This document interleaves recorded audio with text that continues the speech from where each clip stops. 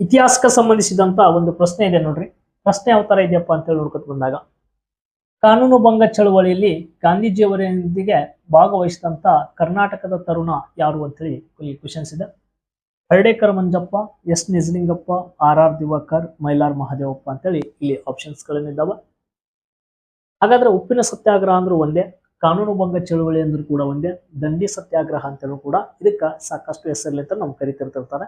ಹಾಗಾದ್ರೆ ಇಲ್ಲಿ ಕಾನೂನು ಭಂಗ ಚಳವಳಿಯಲ್ಲಿ ಗಾಂಧೀಜಿಯವರೊಂದಿಗೆ ಭಾಗವಹಿಸಿದಂತ ಕರ್ನಾಟಕದ ತರುಣ ಮತ್ತು ಏಕೈಕ ವ್ಯಕ್ತಿ ಯಾರಪ್ಪ ಅಂದ್ರ ಮೈಲಾರ್ ಮಹದೇವಪ್ಪ ಅಂತ ಹೇಳಿ ಕರಿತೀವಿ. ಈತನಿಗೆ ಉಪನಾಮ ಕರ್ನಾಟಕದ ಭಗತ್ ಸಿಂಗ್ ಅಂತಾನೂ ಕೂಡ ಕರೀತಾರೆ. ಇದು ಕೂಡ ನೆನಪಿರಲಿ, ಕ್ವಶನ್ಸ್ ಆಗ್ತದೆ. ಭಗತ್ ಸಿಂಗ್ ಅನ್ನೋದು ಒಬ್ಬ ಕ್ರಾಂತಿಕಾರಿ ಸ್ವಾತಂತ್ರ್ಯ ಹೋರಾಟಗಾರ. ಅವ್ರ ಬಗ್ಗೆ ಎಲ್ಲರಿಗೂ ಆಲ್ಮೋಸ್ಟ್ ಗೊತ್ತಿರ್ತದೆ.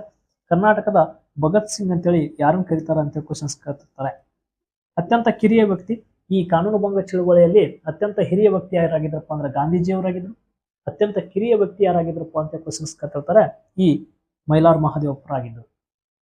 ಒಟ್ಟು 78 ಅನುಯಾಯಿಗಳೊಂದಿಗೆ ಆರಂಭವಾದಂತ ಈ ಒಂದು ದಂಡಿ ಸತ್ಯಾಗ್ರಹ 1930 ಮಾರ್ಚ್ 12ರಿಂದ ಏನಾಗ್ತದಪ್ಪ ಅಂದ್ರ ಇದು ಆರಂಭ ಆಗ್ತದೆ. 1930 ಮಾರ್ಚ್ 12 ದಂಡಿ ಸತ್ಯಾಗ್ರಹ ಆರಂಭ ಆಗ್ತದೆ.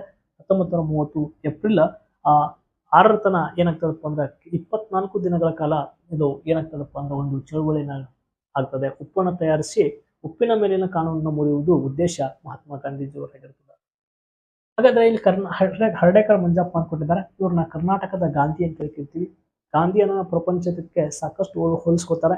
ಅಮೆರಿಕದ ಗಾಂಧಿ, ನೆಕ್ಸ್ಟ್ ಆಫ್ರಿಕಾದ ಗಾಂಧಿ ಅಂತ ಹೋಲಿಸ್ಕೊತಿರ್ತಾರೆ. ಗಡಿನಾಡಿನ ಗಾಂಧಿ ಅಂತೇಳಿ ಖಾನ್ ಅಬ್ದುಲ್ ಗಫರ್ ಖಾನ್ ಅಂತ ಕರಿತೀವಿ. ಅದೇ ರೀತಿಯಾಗಿ ಗಾಂಧೀಜಿಯವ್ರನ್ನ ಕರ್ನಾಟಕದಲ್ಲಿ ಹೋಲಿಸ್ಕೊಂಡಾಗ ಕರ್ನಾಟಕದ ಗಾಂಧಿ ಅಂತೇಳಿ ಹರ್ಡೇಕರ್ ಮಂಜಪ್ಪ ಅವ್ರನ್ನ ಕರಿತೀವಿ.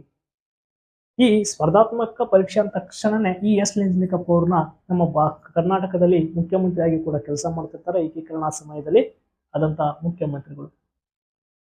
ಒಂದು ಪ್ರಶ್ನೆ ಬರ್ತಪ್ಪ ಅಂದ್ರೆ ಸಾಕು, ಅದಕ್ಕ ಸುಮ್ಮನೆ ಆಪ್ಷನ್ಸ್ ಗಳನ್ನು ಕೂಡ ನೀವೇನ್ ಮಾಡ್ಬೇಕಪ್ಪ ಅಂದ್ರೆ ಒಂದ್ ರೌಂಡ್ ನೋಡ್ಕೊಂಡ್ ಬಂದಾಗ ನಿಮ್ಗೆ ಏನಾಗ್ತದಪ್ಪ ಅಂದ್ರ ಸಾಧ್ಯ ಆದಷ್ಟು ಕಾಂಪಿಟೇಟಿವ್ ಎಕ್ಸಾಮ್ಸ್ ನ ಈಜಿ ಅನಿಸ್ತಿರ್ತಾವ. ಇಲ್ಲಿಕಪ್ಪ ಅಂದ್ರ ಎಲ್ಲವೂ ಹೊಸವು ಅನಿಸ್ತಿರ್ತಾವ ವಿಷಯಗಳು.